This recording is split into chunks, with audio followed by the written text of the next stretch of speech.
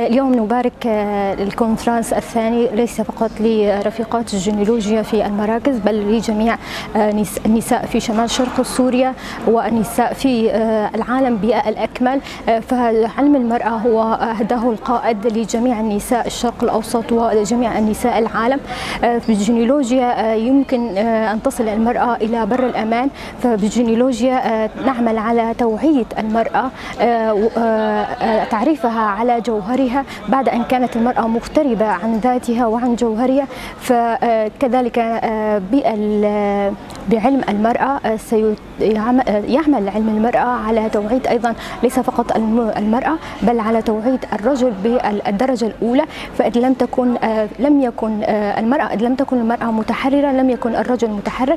كذلك إذ لم تتحرر المرأة فلا يمكن أن نقول أن هذا المجتمع متحرر.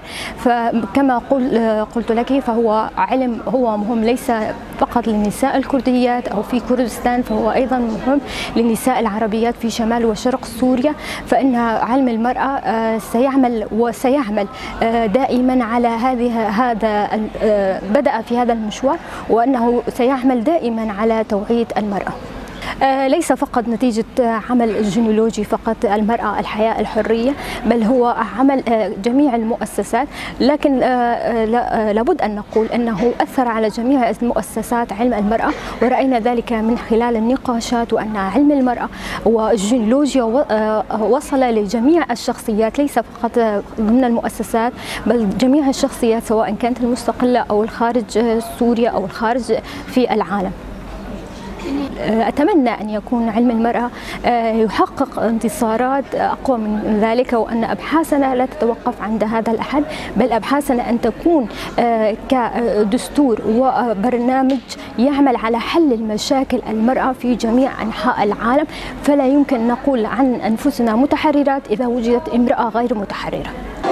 علم المرأة هو يعني من اسمه مبين، علم المرأة يعني شيء بيخص تاريخنا، بيخص حضاراتنا، بيخص الفترات الزمنية اللي مرت فيها المرأة بكافة مختلف جوانب الحياة، بالانكسارات، بانكسار الأديان، بالمراحل الظلم اللي تعرضت لها المرأة بكافة المناطق العالم والوطن العربي خاصة، بحكم العادات والتقاليد والعادات الجائرة اللي فرضت على المرأة قوانين وأنظمة بتمس بكرامتها، بكينونتها، بحضارتها.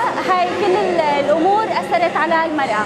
أكيد علم المرأة هو الحل، الجينيولوجي هو الحل لكل القضايا المجتمعية والإنسانية بكافة جوانبها.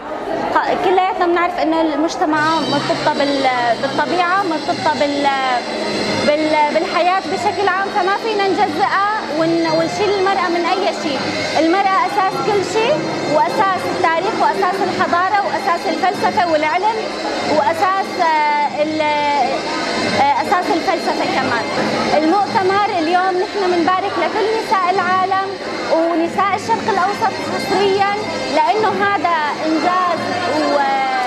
إنجاز كبير للمرأة وتحقيق لحلمها وبداية بخطة الحرية مثل ما قال القائد عبد الله أوجلان.